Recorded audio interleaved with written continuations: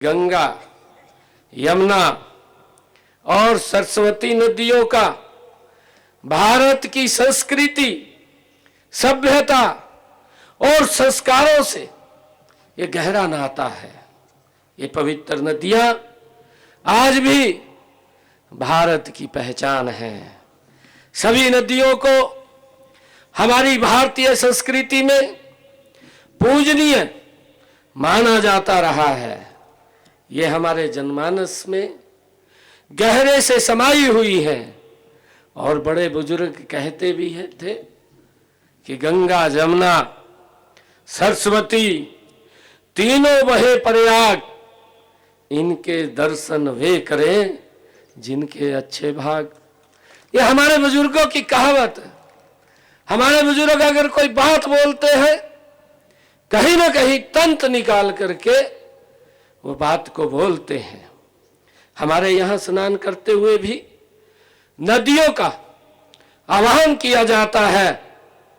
इसके लिए मैं एक श्लोक मेरे ध्यान में है कि गंगा च यमुने च एवं गोदावरी सरस्वती नर्मदे सिंधु कावेरी जल असीमं सह निधम कुरु।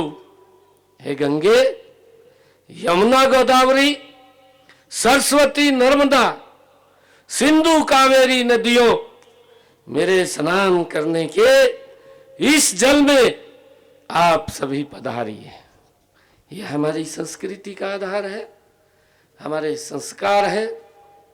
अभी हमारे डॉक्टर राजीव बिंदल जी कुछ बात बोल रहे थे, कह रहे थे कि कल दिल्ली में यमुना के किनारे बोल रहे थे, आज सरस्वती की पूजा कर रहे हैं। हमारे आदरणीय कंवरपाल जी भी, उन्होंने भी कुछ शब्द कहे कि यहां पर दो धाराएं चलती हैं और दो धाराएं कोई अच्छा काम भी करते हैं, उसका भी विरोध होता है। ये मां सरस्वती जिसका ये उद्गम स्थल के ऊपर हम खड़े हैं, मैंने अभी देखा, अपनी आंखों से देखा, आप लोगों ने भी देखा है कि अब की बार जो पिछले वर्ष बरसात भारी संख्या में हुई थी और उस बरसात का पानी जहां मां सरस्वती का स्थल है, उसी स्थल के ऊपर वो गति से निकलता हुआ हम सब ने देखा है। उसका वही स्थान था, कोई और स्थान नहीं था। ये तो हमारी आंखों के सामने है, हमने स्वयं देखा है। परंतु कुछ लोग, क्योंकि जब उसका विरोध करते हैं, उनकी भी अपनी कार्यशैली रहती है, और कार्यशैली जब हम नदियों को मां मानते हैं, उनकी पूजा करते हैं, हमारे संस्कार में है। परंतु इसी देश के अंदर कुछ लोग हैं जो बोलते हैं कि नदी के अंदर जहर मिला करके भेज दिया है। भाइयों, ये हमने अलग अलग विचार के लोग हैं, उनकी अपनी सोच है, अपने सोच से वो काम करते हैं। उनको हमारी संस्कृति, हमारे संस्कारों से वो बहुत दूर अनभिज्ञ है, शायद उनको मालूम नहीं है।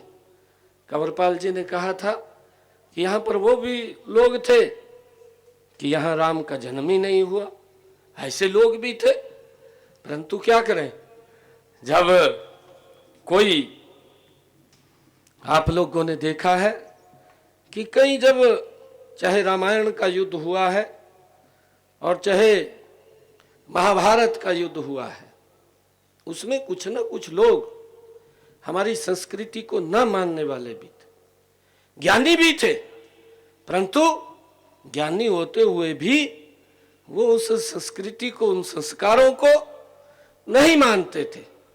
मैंने वहां पर दिल्ली में भी इस बात का जिक्र किया कि हमारे परिवार के लोग रहते हैं, वसुदेव कुटुंबकम, हम पूरे विश्व को एक मानते हैं, हमारा परिवार है। हम अपने परिवार के लोगों को कैसे जहर मिला करके उनको पिला सकते हैं? उनकी छोटी सोच का परिणाम है, उनकी सोच उनको जाए। परंतु हम अच्छे काम कर रहे हैं, उन्होंने उस व्यवस्था को ठीक नहीं किया।